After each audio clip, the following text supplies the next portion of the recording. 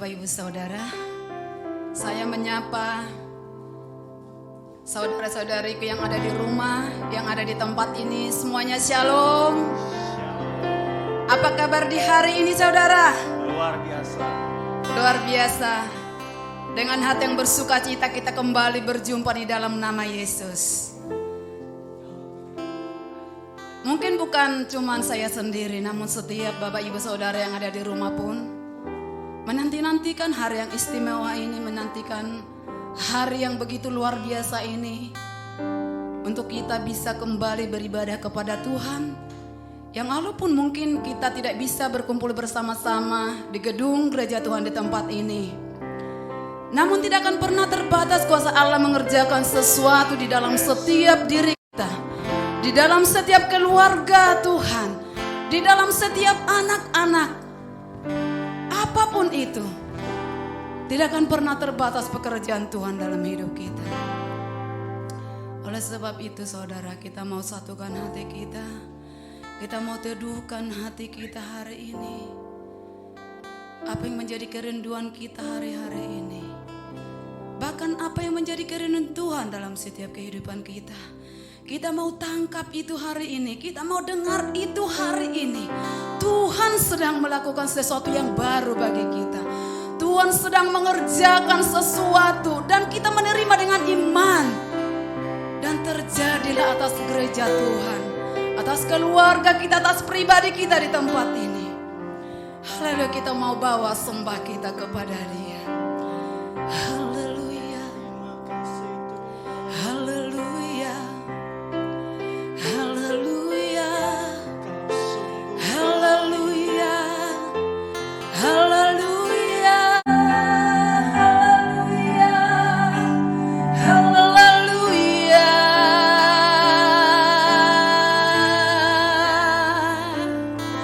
Haleluya. Haleluya.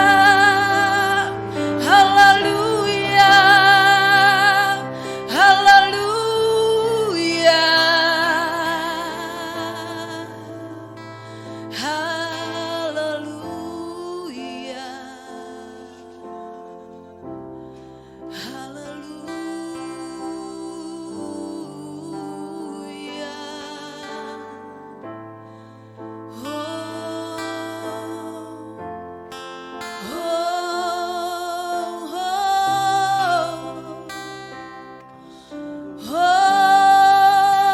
Kami bersyukur buat hari ini Tuhan. Kami bersyukur buat hari ini Tuhan. Kami bersyukur buat setiap waktu yang boleh kami lewati bersama-Mu Tuhan.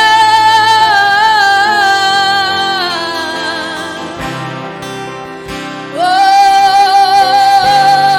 terima kasih sebab Engkaulah kehidupan kami, sebab Engkaulah sumber pengharapan kami, kota keselamatan kami.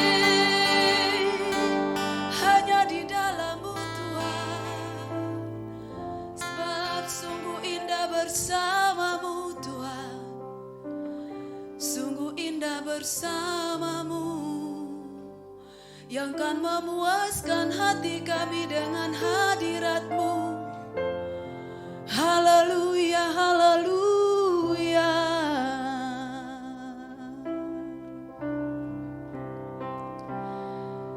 Biarlah ini menjadi pujian kami, doa kami kepadamu di saat hari ini Bapa, bahwa hanya bersama dengan Yesus kami merasakan keindahan, kekuatan, anugerah, pertolongan. Haleluya.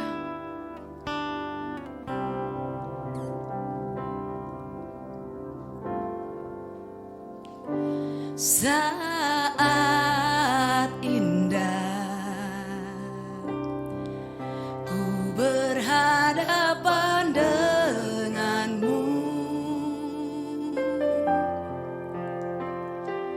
memandang wajahmu, Yesus kekasih jiwaku.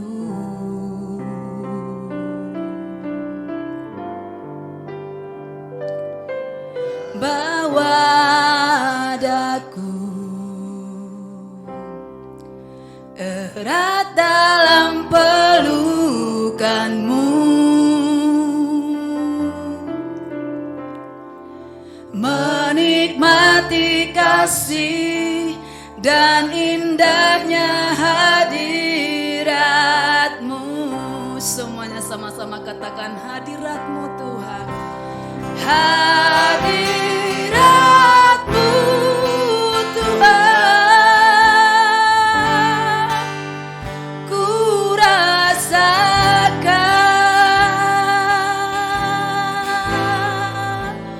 kekudusan-Mu Bapa, penuhiku.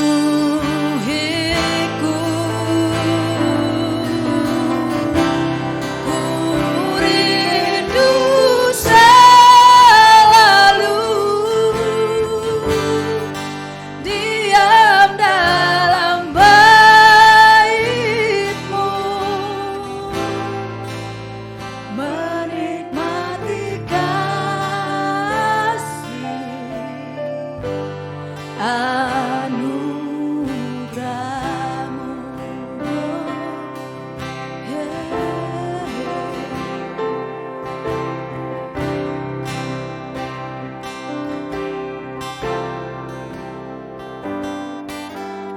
Saat indah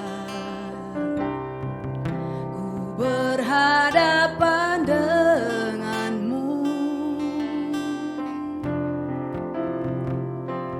memandang wajah-Mu, Yesus kekasih jiwaku. Oh, bawa daku, bawa daku, erat dalam pelukan-Mu, menikmati kasih dan indahnya hadirat. Serukan kepada Dia hanya hadirat-Mu, hadirat-Mu Tuhan, ku rasakan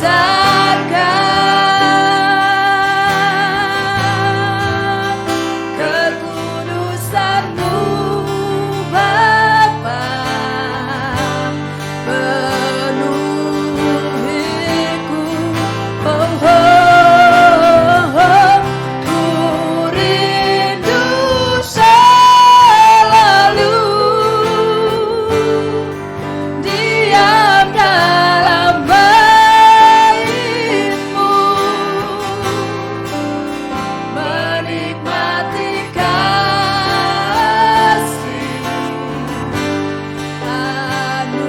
anugerah-Mu. Oh, menikmati kasih anugerah-Mu Yesus, biar itu kerinduan kami.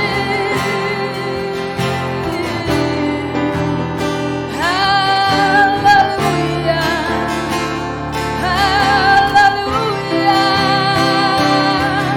hanya di dalam hadirat-Mu Tuhan, hanya di dalam hadirat-Mu kami merasakan ketenangan, kami dibebaskan, kami diurapi, kami diubahkan.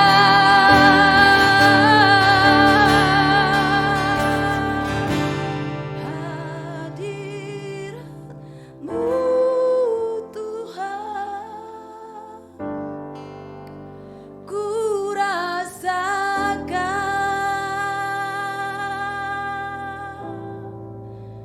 kekudusan-Mu Bapa, penuhiku.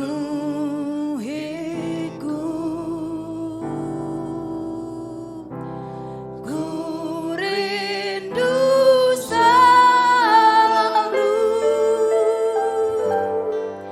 diam dalam bait-Mu, menikmati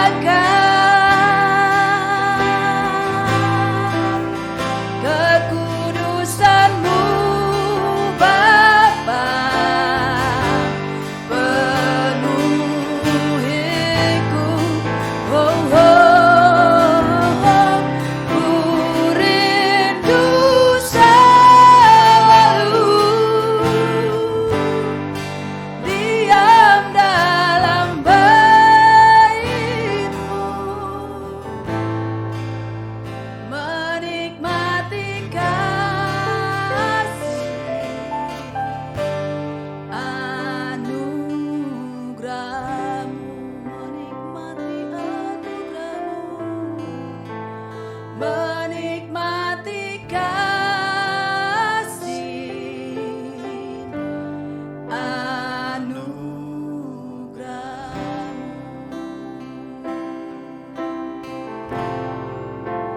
Oh, ku nikmati keindahan-Mu Tuhan, ku nikmati keagungan-Mu, ku nikmati kemuliaan-Mu. Biarlah itu yang memuaskan seluruh hidup kami, yang memuaskan hasrat hati kami. Ku nikmati keindahan dan keagungan-Mu, oh Tuhan. Ku nikmati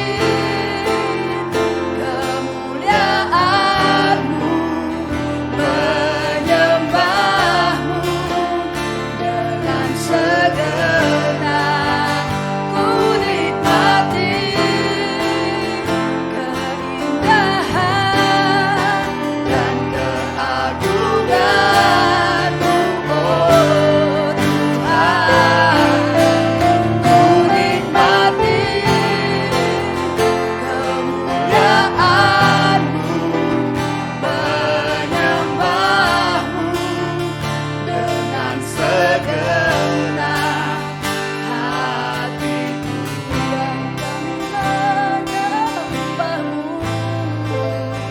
menyembah-Mu dengan segenap hatiku.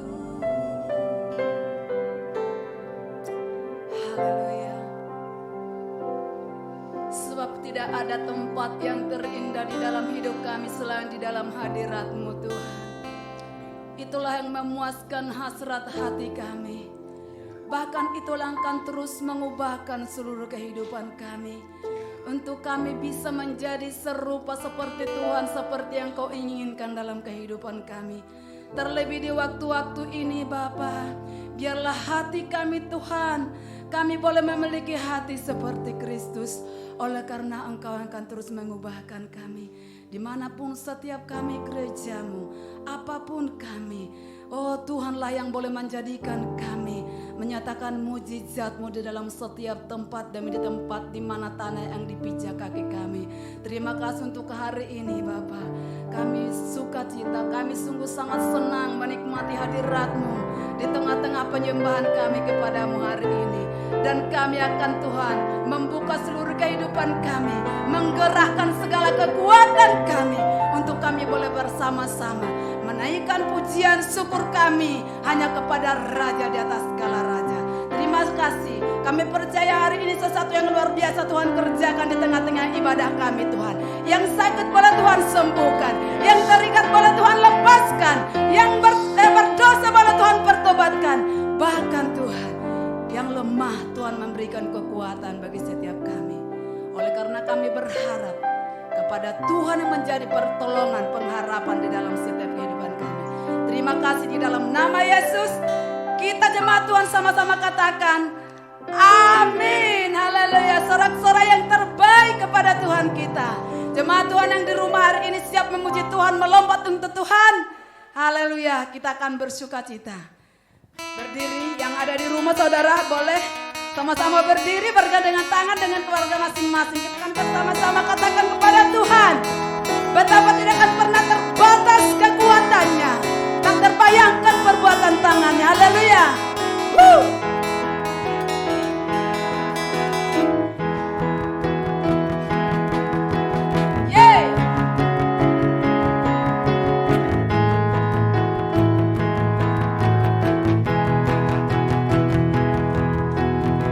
Terbayang kebesaran-Mu dan tak terbanding kekuatan-Mu Tuhan.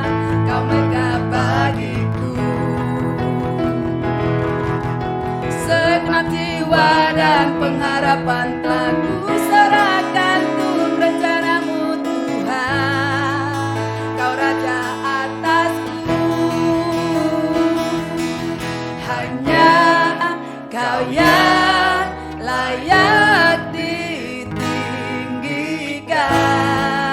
aja.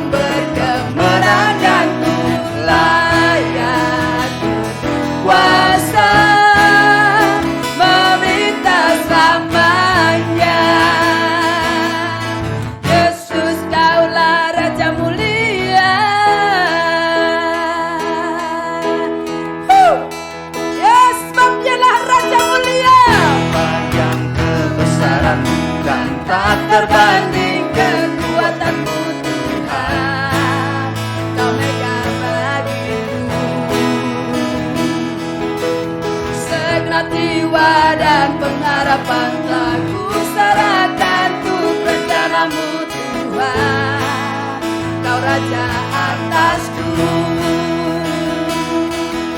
Hanya Kau yang layak ditinggikan. Ajaib Kau Tuhan, ajaib Kau Tuhan, agung dan perkasa. Kau sumber kemenanganku, layak berkuasa, memerintah selamanya. Yesus, Kaulah Raja mulia.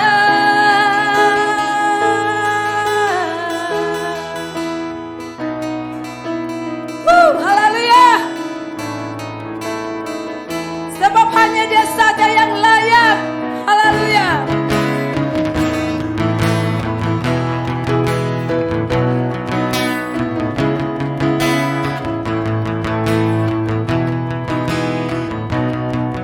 Hanya Kau yang layak ditinggikan. Hanya Kau Tuhan, Hanya Kau yang layak ditinggikan. Ajaib, ajaib Kau Tuhan, ajaib Kau Tuhan, agung dan perkasa. Kau sumber kemenanganku, layak berkuasa, memerintah selamanya. Yesus, Kaulah Raja mulia. Ajaib Kau Tuhan, agung dan perkasa. Kau sumber kemenanganku, layak berkuasa, memerintah selamanya. Yesus, Kaulah Raja mulia.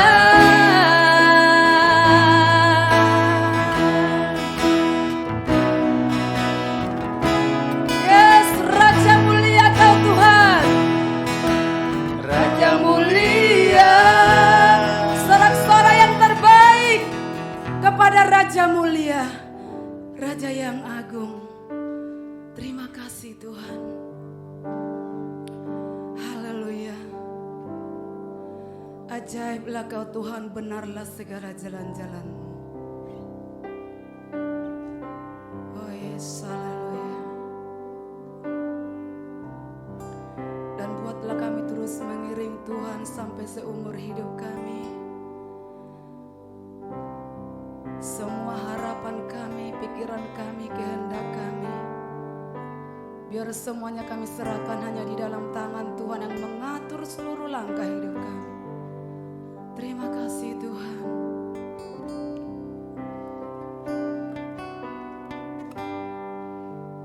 Haleluya. Di jiwaku ketenangan, di batinku ada dalam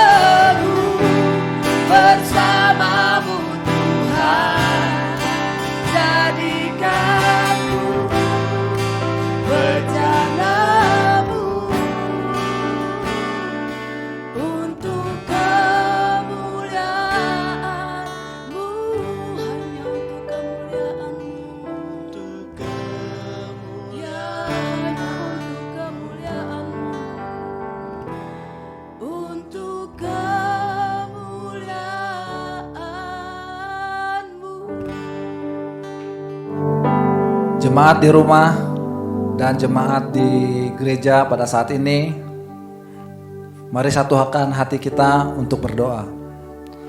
Tuhan yang maha besar dan maha agung, tempat pengharapan kami curahkan kepadamu Tuhan. Pada pagi hari ini kami berdoa kepadamu Tuhan, ingin senantiasa memuliakan nama Tuhan. Urapi kami semua Tuhan oleh roh-Mu, agar firman yang hamba sampaikan dapat dimengerti dan diterima oleh pemirsa di rumah dan kami di sini. Terima kasih Tuhan, hanya dalam nama Tuhan Yesus kami berdoa. Amin. Pada pagi hari ini kami menyampaikan tentang firman ku mau di sana. Jadi satu keinginan yang pada saat ini menjadi harapan dari semua orang, bahwa setiap insan mulai dari anak-anak, remaja, dewasa maupun orang tua, semua mempunyai keinginan untuk masuk ke dalam surga. Surga itu lokasinya di mana? Siapa yang merencanakan? Siapa yang membuat? Coba kita lihat di dalam 2 Korintus 12 ayat 2, di mana Rasul Paulus mendapat penglihatan. Berbunyi begini, aku tahu tentang seorang Kristen 14 tahun yang lampau. Entah di dalam tubuh, aku tidak tahu. Entah di luar tubuh, aku tidak tahu. Allah yang mengetahuinya. Nah, di sini dikatakan bahwa Allah yang mengetahuinya. Orang itu tiba-tiba diangkat ke tingkat yang ketiga dari sorga. Jadi sorga ini kalau bahasa Yunaninya adalah Uranos. Kalau bahasa Inggrisnya heaven. Kadang surga juga disebut dengan langit kalau bahasa Indonesianya. Surga kadang disebut dengan langit. Jadi posisi surga itu adalah di tingkat ketiga. Nah, sekarang kalau ada tempat ketiga, berarti tidak ada lagi tempat keempat, kelima maupun keenam. Nah, sekarang posisi kita di mana nih sekarang? Apakah di ke-1, ke-2? Berarti di antara ke-1 dan ke-2. Nah, coba kita lihat kalau memang kita di posisi ke-1. Menurut Alkitab bahwa langit ada 3, berarti 1, 2, dan 3. Nah sekarang kalau yang pertama, coba kita lihat di dalam Kejadian 1 ayat 20. Kejadian 1 ayat 20, ini dijelaskan. Kejadian 1 ayat 20, hendaklah dalam air berkeliaran makhluk yang hidup, dan hendaklah burung beterbangan di atas bumi melintasi cakrawala. Jadi dikatakan burung beterbangan melintasi cakrawala. Cakrawala adalah gambaran daripada langit. Jadi langit itu adalah langit yang pertama. Ada apa aja di langit yang pertama ini? Seperti apa langit yang pertama ini? Coba kita lihat di Mazmur 78. Mazmur 78 ayat Mazmur 78 ayat 26. Ia telah menghembuskan angin timur di langit dan menggiring angin selatan dengan kekuatannya. Jadi langit yang pertama itu adalah posisinya ada angin. Jadi berhembus angin. Seperti burung-burung bisa terbang. Burung-burung itu terbang karena dia melawan angin. Layang-layang juga berterbang, dia melawan angin. Pesawat terbang juga terbang karena melawan angin. Nah, kemudian apa aja selain angin di sana? Ternyata ada juga hujan di langit yang pertama ini. Kita lihat di Kejadian 8. Kejadian 8 ayat 2. Ditutuplah mata-mata air samudra raya serta tingkap-tingkap langit, dan hendaklah tilah hujan lebat dari langit. Jadi turun hujan dari langit. Kemudian turun juga salju dari langit. Kemudian turun angin topan dari langit. Jadi kita lihat apakah di langit ada tempat turun salju. Yesaya 55 ayat Yesaya 55 ayat 10 mengatakan,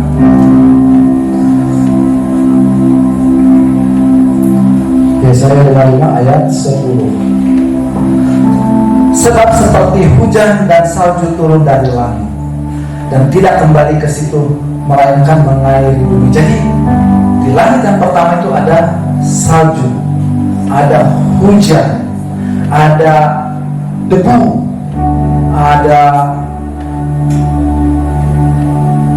angin topan, ada embun. Semua ada di dalam langit yang pertama. Jadi posisi kita seperti apa di dalam langit yang pertama? Kejadian 11 ayat 4 mengatakan, coba lihat Kejadian 11 ayat 4 mengatakan, Kejadian 11 ayat 4 mengatakan, nah ini pernah terjadi juga, kata mereka, marilah kita dirikan bagi kita ke sebuah kota dengan sebuah menara yang puncaknya sampai ke langit. Jadi langit di sini adalah langit yang pertama. Jadi langit yang pertama adalah adanya udara. Kesimpulannya bahwa di dalam langit yang pertama itu ada udara, tempat kita berdiam saat ini. Manusia juga pernah mendirikan satu menara sampai ke langit. Berarti batasan langitnya adalah di bawah atmosfer, di bawah ruang angkasa. Nah sekarang posisi langit yang kedua di mana? Coba kita lihat di Kejadian 15 ayat 5. Kejadian 15 ayat 5. Lalu Tuhan membawa Abram keluar serta berfirman, coba lihat ke langit, hitunglah bintang-bintang jika engkau dapat menghitungnya. Jadi dia melihat bintang-bintang, begitu banyaknya bintang, galaksi, nebula. Nebula itu adalah kumpulan bintang-bintang yang membentuk suatu spektrum, ya, spektrum warna-warni kalau namanya nebula itu. Begitu indahnya, ada yang berwarna zamrud lah, berwarna luar biasa, nggak bisa kebayangkan, berwarna emas kalau kena cahaya, dia cahaya malam. Itu adalah satu nebula, kumpulan daripada bintang-bintang. Kalau galaksi juga kumpulan daripada bintang-bintang yang mempunyai satu wilayah namanya galaksi. Contohnya kita berada di dalam satu namanya galaksi Bima Sakti. Satu lagi ayat untuk langit yang kedua, Mazmur 19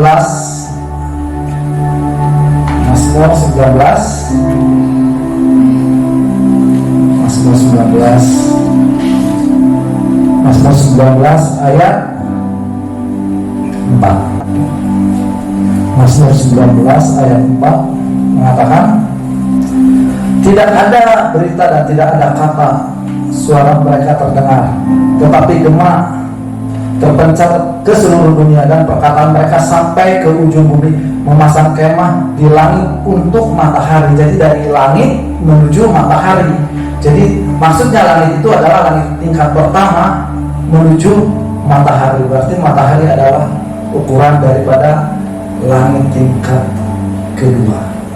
Nah, jadi sudah kita tahu sekarang posisinya langit pertama dan langit kedua. Nah, sekarang pertanyaannya, siapa yang punya langit? Siapa yang punya langit? Ulangan 10 ayat 14 mengatakan yang mempunyai langit adalah Allah sendiri. Coba kita lihat ya di dalam ulangan 10. Ulangan 10. Sesungguhnya Tuhan Allahmu lah yang mempunyai langit, bahkan langit mengatasi segala langit dan bumi dengan segala isinya. Alkitab mengatakan bahwa sudah jelas bahwa yang mempunyai langit adalah Allah itu sendiri. Dan di sini juga dikatakan Allah tidak terbatas ukurannya. Kalau kita baca 1 Raja-Raja 8 ayat 27 dikatakan Allah tidak terbatas ukurannya. Allah tidak terbatas ukurannya. Jadi alam semesta ini masih lebih kecil daripada Allah itu sendiri. Nah sekarang rumah kita di sini sekarang, bagaimanapun sederhananya, rumah kita adalah milik sendiri. Jadi rumah di bumi seperti kita tinggal, ada yang tinggal di rumah kos, ada yang tinggal di rumah sewa, ada yang tinggal di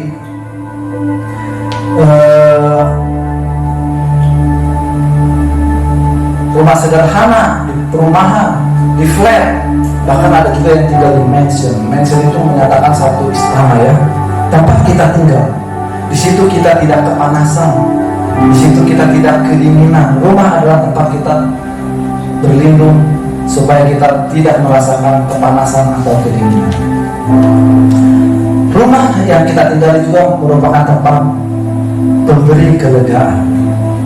Senang saat kita tinggal di rumah. Artinya sudah sampai kita di rumah, sampai kita bekerja, kita duduk, beristirahat, bercengkrama dengan anak, bercengkrama dengan istri, bahkan kita menonton berita yang bermanfaat bagi kita. Itulah tempat kelegaan. Dan rumah tempat kita tinggal dan menjadi tempat kebebasan dan privasi kita. Contohnya, kalau kita tinggal di rumah, pada saat di rumah kita bisa pakai kaos, bisa pakai celana pendek, tidak ada orang yang tahu karena rumah itu tertutup.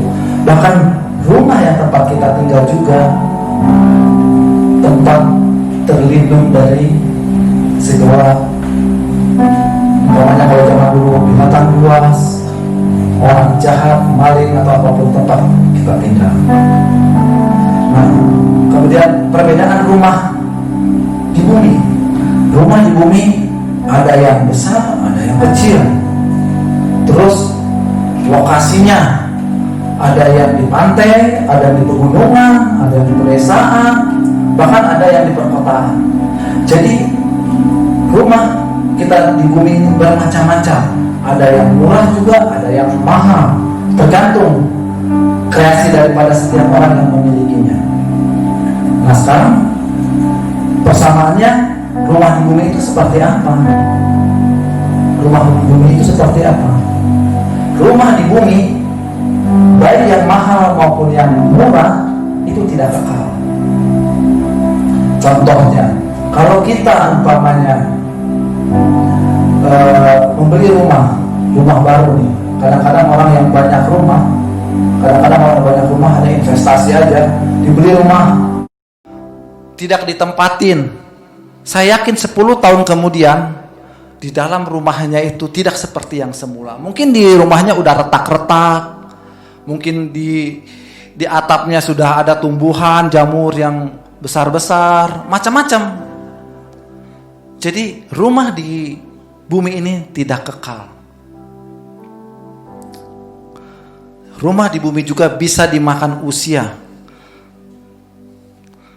Kemudian orang yang di dalam tinggal di rumah itu juga tidak awet muda. Tidak awet muda. Dia akan mengalami perubahan. Pertama waktu dia menikah, umpamanya begitu cantiknya dia. Coba 30 tahun kemudian mungkin berbeda. Pakaiannya pun tidak cocok dia pakaian waktu masih dia pengantin dengan pada saat setelah 30 tahun. Saya yakin itu. Pasti berbeda. Ya kan? Rumah yang kita tinggali juga tidak menjamin keamanannya. Bisa saja rumah kita ini terbakar. Rumah kita ini terkena tsunami. Bisa juga terkena angin topan, hancur rumah itu. Jadi rumah di bumi ini tidak kekal. Ada kematian bagi penghuninya. Jadi ada kemungkinan penghuninya pun mati. Tapi jangan seperti di kampung saya, atau ada juga di di Chinese, di Filipina, di Toraja, orang mati kasih rumah. Ya kan? Orang sudah mati harusnya dikubur sudah pakai tanda, tapi sekarang orang mati pun dikasih rumah.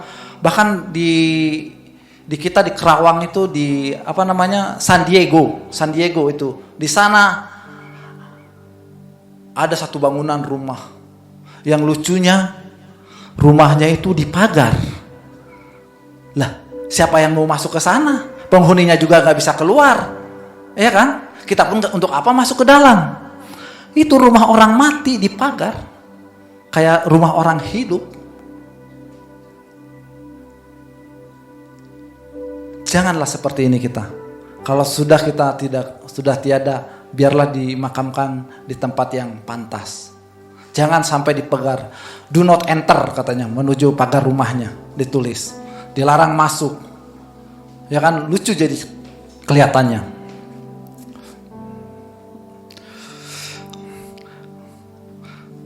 Pada saat ini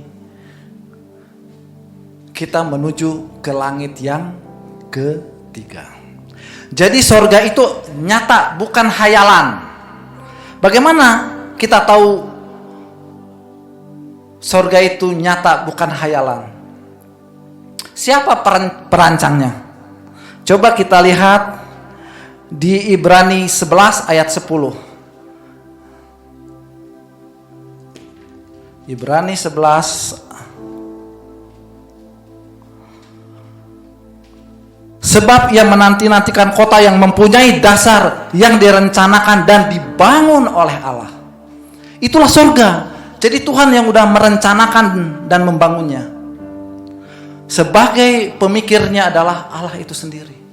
Kalau kita mau membangun satu bangunan, bentuknya yang besar, itu harus ada satu rencana. Bahannya apa, berapa orang, teknikalnya seperti apa, ya kan? Lokasinya di mana, apakah dekat bandara atau tidak, ya kan? Tidak mungkin kita membangun satu kota di atas gunung, ya kan? Bandaranya juga jauh. Biasanya kota itu dekat bandara, dekat laut, karena supaya mobile terjadi transaksi segala macam lebih mudah. Itu satu direncanakan. Allah sudah merencanakan. Jadi surga dibangun oleh Allah itu dengan satu perencanaan yang mulia. Terus bagaimana dengan gerbang kotanya? Kalau namanya bangunan kan harus ada gerbang kota. Coba kita lihat di Wahyu 21 ayat 21. Wahyu 21 ayat 21.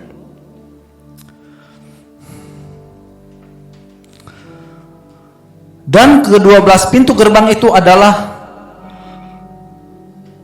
mutiara. Setiap pintu gerbang terdiri dari satu mutiara, dan jalan-jalan kota itu dari emas murni, bagaikan kaca bening. Berarti di surga itu ada gerbang. Sama kayak tempat kita juga. Kalau masuk ke rumah pasti melewati gerbang. Ya kan? Lebih keren lagi gerbangnya kalau bentuk sederhananya adalah klaster. Nah, jadi kalau masuk ke rumah itu ada rumah si A, masuk tek gerbang, ada satpamnya segala macam masuk. Oh, di sana dia tempat tinggal. Jadi ada gerbangnya. Ada gerbangnya. Nah, sekarang bahan-bahan yang untuk membangun kota itu apa? Bahannya apa yang dibangun buat surga itu? Kalau kita kan cukup bata merah, tanah liat, bisa semua menjadi terbangun.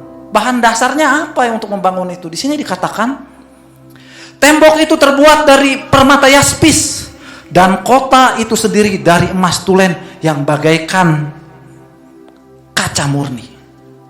Wahyu 21 ayat 18. Jadi bahannya itu udah jelas. Temboknya itu terbuat dari mata yaspis. Bagaimana kita mau lihat itu luar biasanya? Begitu mahalnya kota itu. Jadi kalau kita lihat nebula itu kan diadakan jamrud, bagaikan batu merah delima ini, karena dia bentuk-bentuk cahayanya luar biasa. Itu yang menjadi gambaran mutiara. Jadi semua serba ada di bumi aja ada emas, biarpun carinya susah. Permata yaspis, mutiara, semua ada di sana. Kalau di sini masih kecil-kecil. Mungkin di sini emas 1 gram bisa harga, kalau emas murni berapa ya? 800 ya? Sampai 900 ribu. Kalau di surga semua sudah. Nah, apakah ada cukup tempat di sana? Kalau kita ke sana, apakah sudah cukup tempat kita di sana? Yohanes 14 ayat 2 mengatakan, Yohanes 14 ayat 2. Yohanes 14 ayat 2. Di rumah Bapakku banyak tempat tinggal. Jika demikian tentu aku akan mengatakannya kepadamu, sebab aku pergi ke situ untuk menyediakan tempat bagimu. Jadi tidak terbatas tempatnya. Tidak terbatas. Di rumah Bapakku banyak tempat tinggal. Apakah ada batasnya? Tidak terbatas tempat tinggal yang Tuhan sediakan di sana. Tidak terbatas. Jadi kalau kita memang yakin dan percaya, kita masuk ke tempat itu karena tidak ada batasnya di sana.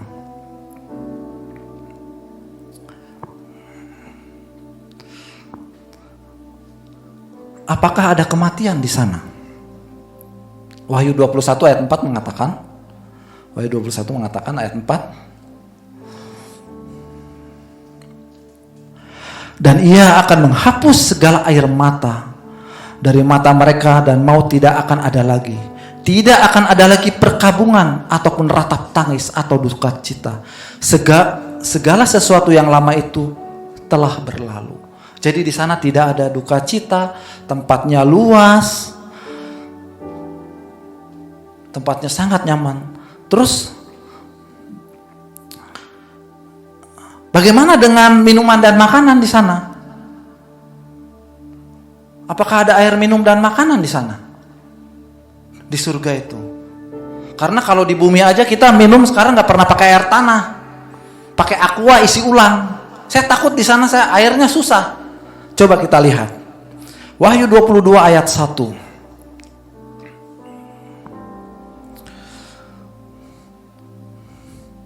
Wahyu 22 ayat 1 mengatakan, lalu ia menunjukkan kepadaku sungai air kehidupan yang jernihnya bagaikan kristal dan mengalir keluar dari tahta Allah dan tahta anak domba itu. Wis, keren. Air minumnya juga putih bagaikan kristal. Terus makanannya bagaimana? Di tengah-tengah kota itu, yaitu di seberang-seberang sungai itu, ada pohon-pohon kehidupan yang berbuah 12 kali tiap-tiap bulan sekali. Dan daun pohon-pohon itu dipakai untuk menyembuhkan bangsa-bangsa. Kalau di kita namanya panen, itu kalau di kampung saya, padi itu panennya setahun sekali. Mungkin buah duren, panennya juga setahun sekali atau setahun 2 kali. Padi di bumi ini mungkin setahun 3 kali. Di sana panen sebulan sekali. 12 kali dalam 1 bulan 1 kali. 12 kali dalam setahun maksudnya ya. Jadi 12 kali tiap bulan sekali. Jadi dikatakan 1 tahun itu sudah dikatakan di sana adalah 12 kali. Jadi memang Alkitab mengatakan bahwa 1 tahun itu rupanya adalah 12 bulan. Nah, ngapain aja kita di sana? Apa ada pekerjaan kita di sana? Kalau di bumi kan kalau kita mau cari makan harus ada pekerjaan. Harus ada pekerjaan di sana. Yesaya 65 mengatakan ayat 21. Yesaya 65 ayat 21 mengatakan 65. Mereka akan mendirikan rumah-rumah dan mendiaminya juga. Mereka akan menanami kebun-kebun anggur dan memakan buahnya juga. Di sini kalau kita lihat perikotnya, janji mengenai langit yang baru dan bumi yang baru. Jadi kita di sana juga bekerja, mendirikan rumah, menanami kebun-kebun anggur dan memakan buahnya. Di sorga pun kita bekerja. Sama seperti di bumi. Luar biasa. Apakah di sana ada cacat tubuh di sana? Orang-orang di surga apakah ada yang cacat tubuhnya? Kalau kita mengacu ke dalam Yesaya 35 ayat 5 dan 6 dikatakan, Yesaya 35, pada waktu itu mata orang-orang buta akan dicelikan dan telinga orang-orang tuli akan dibuka. Pada waktu itu orang lumpuh akan melompat seperti rusa dan mulut orang bisu akan bersorak-sorai, sebab mata air memancar di padang gurun dan sungai padang belantara. Jadi di sana tidak ada lagi yang buta, tidak ada lagi yang tuli. Kalau di bumi orang ada yang mata melihat, normal dia melihat, tapi di depannya tulisan. Umpamanya tadi saya kan ke pasar ada di sini namanya Pasar Babakan. Masuk harus memakai masker. Dari 10 orang saya yakin yang pakai masker 6, yang 4-nya tidak pakai masker. Apakah yang 4 itu memang tidak melihat ya matanya? Saya pikir dia melihat. Itu yang melihat pun pura-pura nggak melihat. Apalagi yang nggak melihat, Tuhan sembuhkan. Yang tuli, kita pun juga banyak orang yang tuli. Betul-betul memang tidak mendengar. Ada juga yang dia normal, tetapi tidak mendengar. Contoh, anak saya kalau dipanggil sama mamanya, tolong ambil sapu, dia nggak dengar itu. 1 kali. Tolong ambil sapu, 2 kali nggak dengar. Saya nggak tahu apakah dia fokus mendengar orang tuanya atau asik dengan medianya. Banyak sekarang orang yang faktanya tidak tuli tapi pura-pura tuli. Banyak sekarang. Mungkin saya kalau sudah tua, di dalam rumah saya udah tua, anak-anak mungkin sudah menikah semua. Kami tinggal berdua. Misalnya saya pergi ke pasar berdua, terus istri saya memasak. Karena belakangan ini istri saya tidak bisa mendengar apa yang saya sampaikan. Saya tanya istri saya, "Mah, lagi masak apa?" 1 kali dia tidak mendengar. "Mah, lagi masak apa?" 2 kali nggak mendengar. "Mah, masak apa hari ini?" Tidak mendengar. Akhirnya saya datang. Saya dekatin. Istri saya yang lagi masak. "Mah, lagi masak apa?" "Masak sop." Wah, rupanya saya yang tuli pada saat ini. Bukan istri saya yang tuli. Jadi nanti kita tidak bisa membedakan siapa yang tuli, saya atau istri saya. Dia tunjukkan ini sopnya kepada saya. Mudah-mudahan saya tetap bisa mendengar sampai hari tua. Janganlah terjadi kejadian seperti ini. Jadi syarat apa yang harus kita masuk ke surga? Yohanes 3 ayat 5-7 mengatakan, Yohanes 3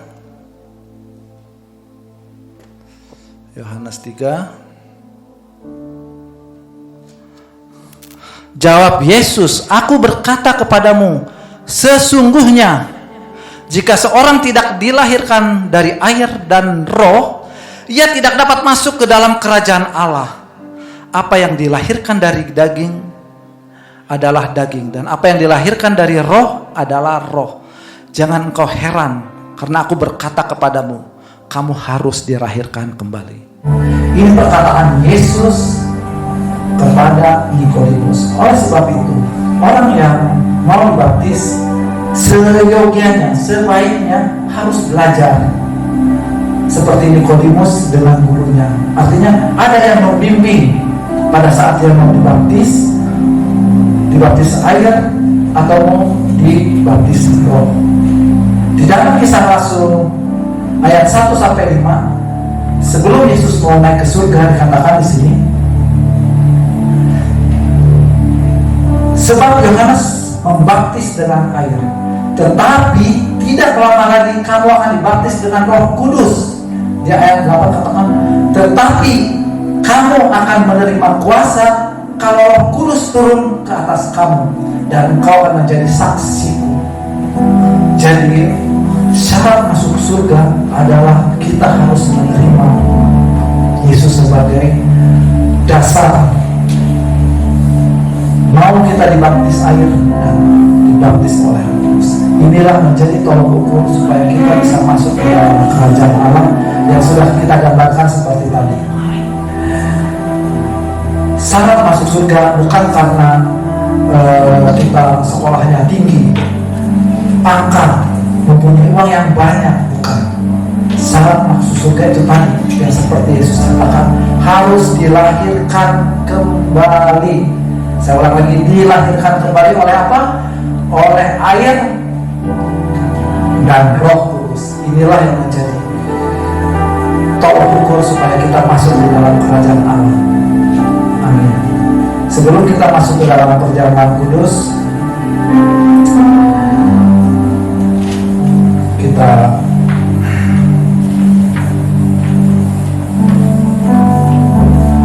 persiapkan roti dan anggur bagi pemirsa di rumah dan di gereja.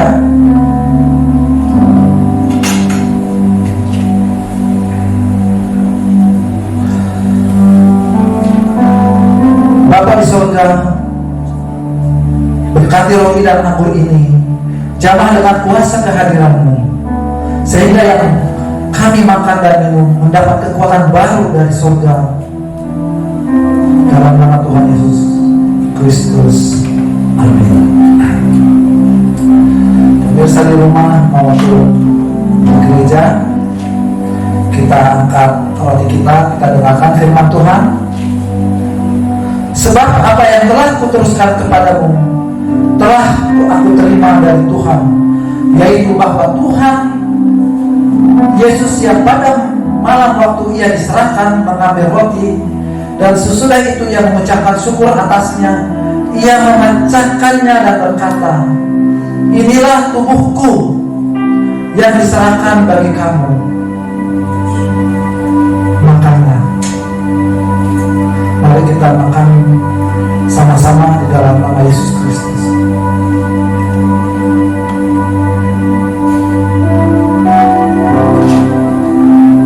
Kemudian ambil anggur bagi jemaat di rumah maupun di gereja. Dengarkan firman Tuhan. Demikian juga ia mengambil cawan sesudah makan, lalu berkata, cawan ini adalah perjanjian baru yang dimeteraikan oleh darahku. Perbuatlah ini setiap kali kamu meminumnya, menjadi peringatan akan aku. Mari kita minum bersama-sama.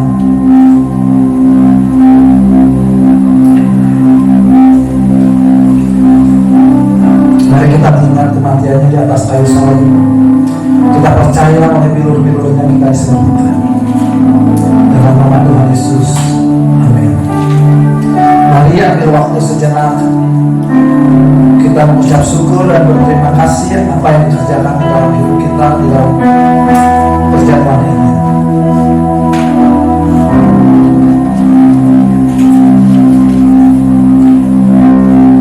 Mari kita berdoa. Bapa, terima kasih. Kami mengucap syukur Tuhan atas karunia yang Kau berikan.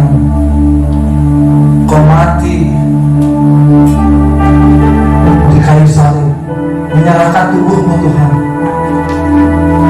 bahkan darah-Mu tercurah Tuhan. Kami telah melakukan perjamuan ini Tuhan, bahkan bilur-bilur-Mu telah tercurah. Biarlah perjamuan ini menjadi kekuatan bagi kami. Pada saat ini kami mengalami pandemi Tuhan, kiranya bagi mereka yang belum kenal, Kau tutupi mereka Tuhan, Kau lindungi mereka semua Tuhan. agar pandemi ini tidak mengenai semua umat Tuhan di seluruh dunia, bahkan maupun di gereja. Bagi mereka yang sudah kenal Tuhan, kami percaya bilur-bilur-Mu yang menyembuhkan, karena itu memberikan kekuatan. Segala sakit penyakit, apapun penyakit yang sekarang diderita, Engkau sembuhkan. Hanya di dalam nama Yesus semua lepas. Begitupun juga Tuhan bagi saudara-saudara kami yang pada saat ini putus pekerjaan, Tuhan, kiranya Engkau memberikan hikmah agar dia dapat mendapat jalan keluar, agar mampu dia melakukan ikhtiar, Tuhan, di dalam kehidupannya. Karena kami percaya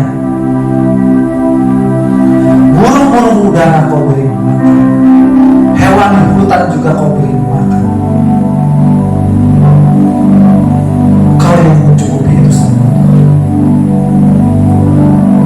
Begitupun juga Tuhan bagi mereka tinggal, Tuhan, rumah mereka tinggal pada saat ini, Tuhan, jauhkan dari segala malapetaka ini, Tuhan. Banjir, angin, bahkan kebakaran, Tuhan. Bahkan orang jahat sekalipun yang ingin mencuri ke dalam rumah-rumah Tuhan, kiranya Engkau jagai. Terima kasih Tuhan.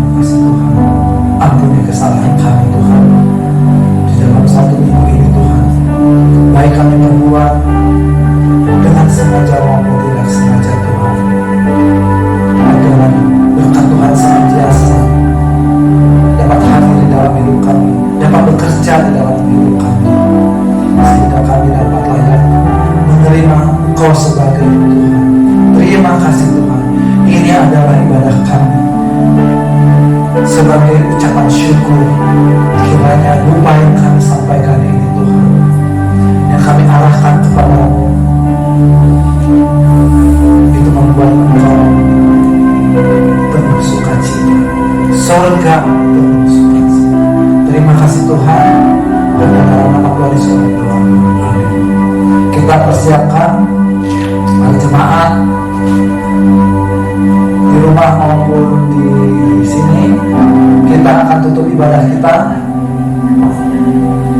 Kita akan lakukan doa berkat.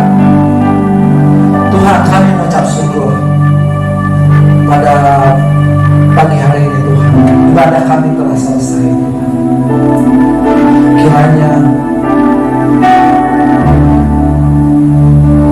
jemaat kami semua, Tuhan, yang telah mengikuti ibadah kami senantiasa Kau berkati. Begitupun juga Tuhan, jemaat kami yang telah memberikan persembahan, kiranya Kau limpah-limpahkan pundi-pundinya, Tuhan, agar mereka semua mencukupi di dalam kehidupannya. Begitupun juga rumah Tuhan, agar lilin ini tetap menyala. Terima kasih Tuhan. Jemaat bangkit berdiri, angkat tangan.